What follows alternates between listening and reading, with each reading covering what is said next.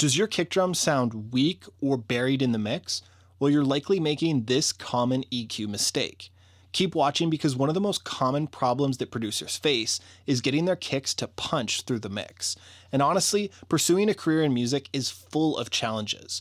And if you're searching for a solution to your music uploads, never fear, DistroKid is here. DistroKid is the distributor that I recommend to get your music onto online streaming platforms like Spotify, Apple Music, and many more. With their fast and predictable service, DistroKid allows you to get your music onto online streaming platforms much quicker than other distributors. Their services are easy to use with their app available for iOS and Android. You can sign up today using the link in the description to get a discount off your first year's subscription. And there's a separate educational discount available for students and teachers. So even if you can't fix your muddy kick drum, and keep watching for more help with that, DistroKid has your back, providing fast and reliable service so that you can plan and promote predictable releases. So when mixing a kick drum, some producers might reach for an EQ and turn up the low frequencies. And while this may add some power to the kick drum's fundamental, it can also create mud, and it doesn't really solve the problem that you're experiencing. So let's check that out. So this song is called Hand Grenade by Lexene off her My Life EP. It was written and produced by Ian Small and mixed by myself here at Backburner Studios. I'm afraid of all the things that you could do with me. I'm afraid of all the things that you could do with me. So we can hear that this low end boost is adding some weight to the kick drum, but it still does lack some focus and clarity, especially when working with a dense track like this one. You may end up losing punch instead of gaining it. Another move that's often used is trimming out some of the low mids that can clash with other elements in the mix. So let's try cutting a little bit of 300 Hertz and have a listen to that. I'm afraid of all the things that you could do with me. There's certainly less clutter, but this doesn't really address the issue. Now, I talk about the solution to this on my interview with the Piano Tech Masterclass, where I compare recording pianos to a kick drum.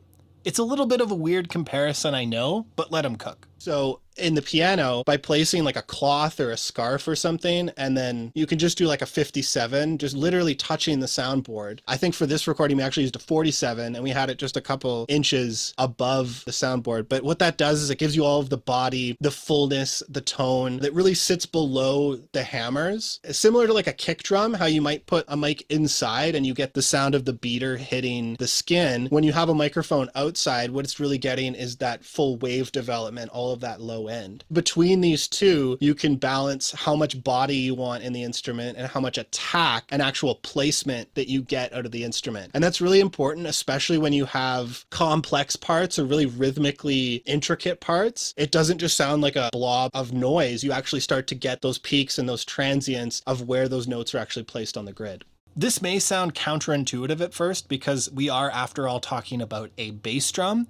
But instead of boosting the low end, it's often more effective to adjust the point or attack of the kick drum. This will help to grab the ear and better emphasize the attack of the beater so that the listener can clearly hear where the kick drum hits are placed on the grid. Now, you can do this by adding an EQ boost around 1 to 2K and sometimes even higher, around 4 to 7K, if you want that Metallica Lars Ulrich clicking sound. So here's a demonstration of what it sounds like to boost each one of those frequency areas.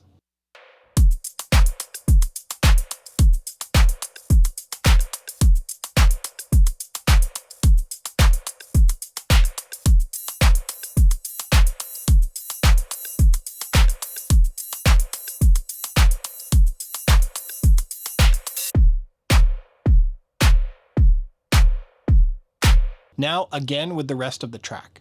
Begging me just to give it up, but you won't let go till you've had enough. Well, it takes two to tango.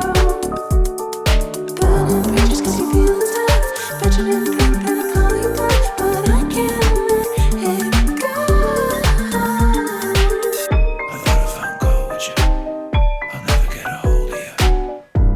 You're like cold as We're getting warmer, but I'm going to show you an even better solution, and it has nothing to do with EQ. We're going to use a transient designer. This is one of my favorite tools for shaping the transients of drums because with just 2 knobs, a transient shaper allows you to control the amount of attack and adjust the length of the note with the sustain knob. So for this, I'm using my go-to Transient Master by Native Instruments. I've been using this plugin for years. So with this plugin, I'm boosting attack and cutting sustain, and we'll have a listen to compare the before and after. Begging me just to give it up, but you won't let go till you've had enough. Well, it takes 2 to tango. But I'm free just 'cause you feel the tough. Bet you really think that I'll call you bluff, but I can't let it go. I thought if I'm cold with you, I'll never get a hold of you. You like cold as smoke. You're a hand grenade, a cannonball, yeah. Strong TNT. I'm afraid of all the things that you could do with me. You're a hand grenade, a cannonball. Stop until I bleed. I'm afraid of all the things that you could do with me. This combination of increased attack and reduced sustain allows your kick to stay powerful and focused so that it cuts through the densest of mixes while keeping the low end tight and clean. You can trim the fat and add more definition and snap so that your kick sits in the mix, no cap.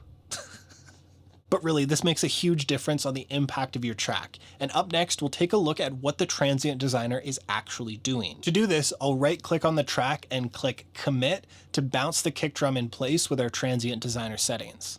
We can see that the dry kick drum signal is quite clipped. The attack and the first half of the wave have been squared off. Now, this was likely done intentionally by Ian during the production. And while this is going to help the kick to fit into the mix by limiting its dynamic range, we can see how the Transient Designer has added gain here to emphasize the attack of the drum, making it sound a bit more pointy. Now let's bounce it again at the max settings. So yeah, the first half here is much more compressed. There's wave shaping that's present on like the first 5 cycles here. We can see that the second half looks pretty similar. So it does decay a little bit more than the original because the attack has been boosted. And we're also reducing the sustain, so the tail is a little bit shorter. So let's have a listen to all 3 examples volume matched to compare. I'll play 2 bars of each, the dry signal, the transient signal at about halfway, and then again at max settings.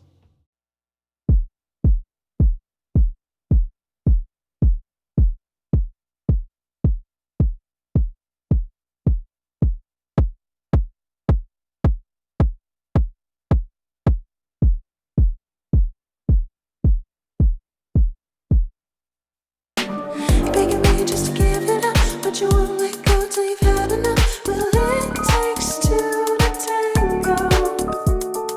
But I'm free just 'cause you feel the tough. Bet you really think that I'll call you bluff, but I can't let it go.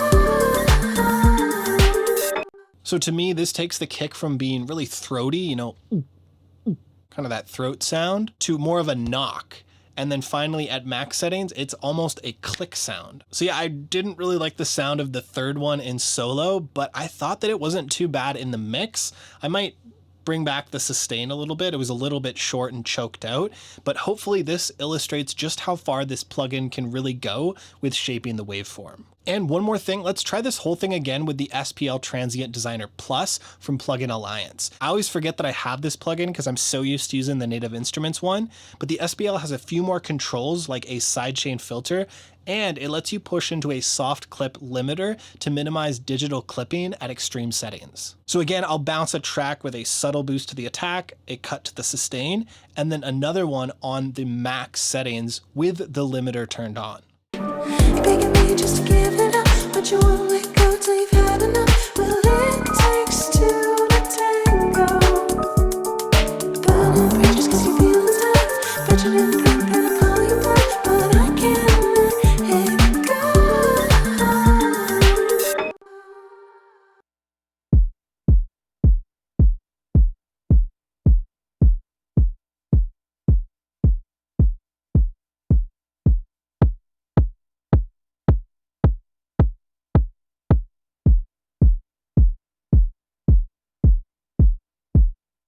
Yeah, so the middle one really does add that point that helps it to cut through a little bit more and catch the ear, whereas the max settings sound really clicky and choked out. I think it's definitely too short on the sustain, and the attack is just crazy, but there's plenty of room to dial it back into the desirable range.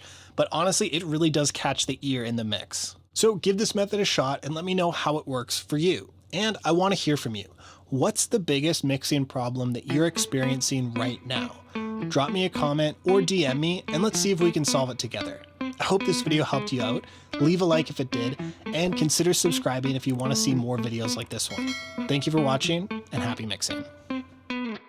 I saw you came alone. Why didn't you reply?